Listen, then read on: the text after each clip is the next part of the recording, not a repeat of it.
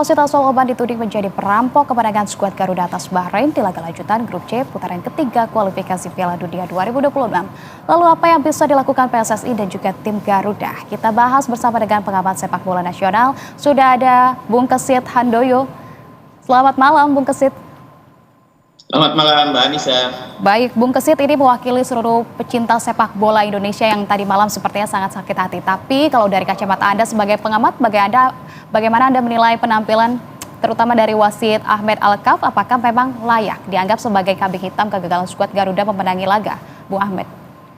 Bung Kesit. Iya, memang kalau kita lihat dari kepemimpinan wasit ya, kontroversialnya wasit Ahmed Alkaf ini memang di menit terakhir ya, di babak kedua ketika additional time 6 menit, kemudian tidak juga dibunyikan peluit tanda berakhirnya pertandingan, tapi terus berlangsung hingga menit ke-99 atau setelah Bahrain menciptakan gol penyama kedudukan menjadi 2-2. Di sini sebenarnya kontroversial yang paling mencolok ya, walaupun kalau menurut saya sepanjang pertandingan walaupun memang wasit terkesan sedikit berat sebelah ya, tapi secara umum sebenarnya dia memimpin cukup fair ya. Hanya memang kepemimpinan dia di babak pertama, di babak kedua pada akhirnya menjadi ya bisa dikatakan menjadi rusak barangkali ya ketika dia melakukan sebuah keputusan ya, membuat sebuah keputusan untuk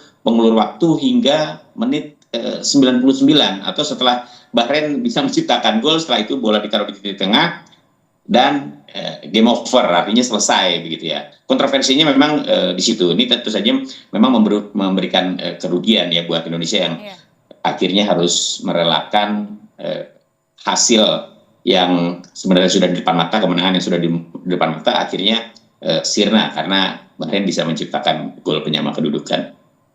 Ya, harus merelakan, kemudian juga tentunya memaksakan bahwa kita ditahan imbang begitu dua-dua. Jadi apa yang bisa dilakukan oleh PSSI atas kontroversi penampilan wasit Ahmed Alkaf, Bung Kesit?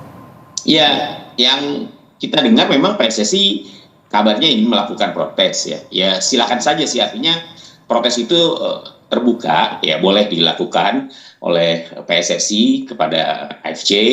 Kemudian apakah kemudian protes itu akan diterima ya, itu tentunya menunggu hasil pemeriksaan. Tapi kalau kita lihat secara umum pertandingan sebenarnya sudah berakhir ya, terlepas dari kontroversi yang memang dibuat oleh wasit yang melebihi additional time dari 6 menit sampai 9 menit bahkan 10 menit. Saya pikir semuanya sudah berakhir dan keputusan wasit tetap final ya. Yang tidak boleh dilakukan memang ketika additional time 6 menit ya dari fourth official, kemudian wasit belum 6 menit tapi baru dikatakanlah baru 4 menit kemudian sudah diselesaikan pertandingannya. Ini yang tidak boleh. Tapi ketika melebihi waktu ya, sepanjang masih dalam rentang waktu yang masih bisa ditolerir, itu boleh-boleh saja ya, sepanjang alasannya jelas. Misalnya dalam dalam additional time itu misalnya ada pemain yang cedera harus mendapatkan perawatan, atau mungkin harus mengecek VAR ya, atau ada pergantian pemain, itu ada beberapa waktu yang memang kembali terbuang dan itu bisa kemudian diakumulasi untuk menambah jumlah additional time ya. Tapi dalam pertandingan Bahrain melawan Indonesia memang sebenarnya semuanya berjalan normal. Artinya ketika tambahan 6 menit itu berlangsung, tidak ada kejadian-kejadian yang kemudian harus memaksa wasit untuk menambah waktu sampai 3-4 menit. Ini yang menjadi persoalan. Tapi kalau hasil ya sudah tetap sah gitu ya. Hasilnya tetap sah dan Indonesia harus rela bermain dua-dua. Baik, harus berakhir dengan artinya ini kita harus mengakui bahwa keputusannya sudah tidak bisa dianulir begitu. Dengan raihan hasil imbang ini, bagaimana kemudian kans skuad Garuda untuk lolos ke Piala Dunia 2026 menurut Anda, Bung Kesit?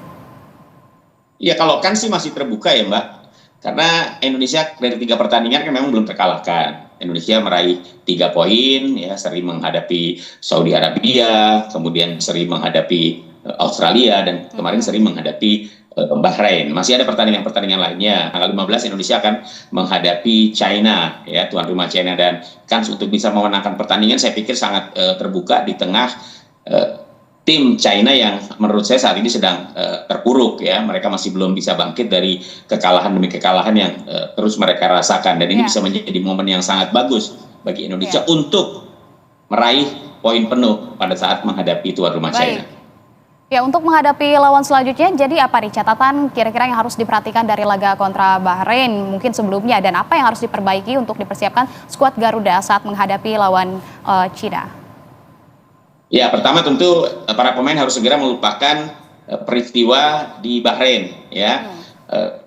Harus kembali fokus untuk menghadapi laga berikutnya yang tidak kalah pentingnya melawan China. Ini momen yang sangat baik untuk bisa menunjukkan diri bahwa Indonesia bisa mengalahkan China. Kalau dari sisi teknis, saya pikir Indonesia saat ini kan sudah mendapatkan tambahan 2 pemain baru ya. Ada Mace Hegers dan juga ada Eliano Reinders ya. Tambahan 2 pemain ini tentunya menjadi darah segar bagi Indonesia. Secara permainan dari 3 pertandingan yang sudah dijalani oleh Indonesia sebenarnya perkembangannya signifikan ya, ada progres yang bagus dari pertandingan satu ke pertandingan berikutnya. Memang lawan yang dihadapi kan berbeda-beda kelasnya ya. Bahrain pastinya di bawah Australia ya. Australia dengan Saudi Arabia beda-beda tipis, dan saya kira dari sisi teknis sih Indonesia rasanya sih tidak terlalu tidak terlalu soal lah ya.